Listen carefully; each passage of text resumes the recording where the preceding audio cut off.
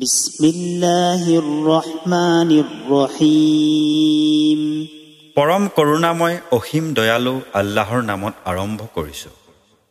وَمِنَ النَّاسِ مَن يَقُولُ آمَنَّا بِاللَّهِ وَبِالْيَوْمِ الْآخِرِ وَمَا هُمْ بِمُؤْمِنِينَ।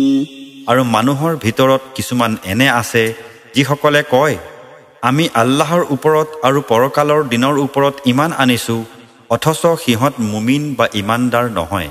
يخادعون الله والذين آمنوا وما يخدعون إلا أنفسهم وما يشعرون।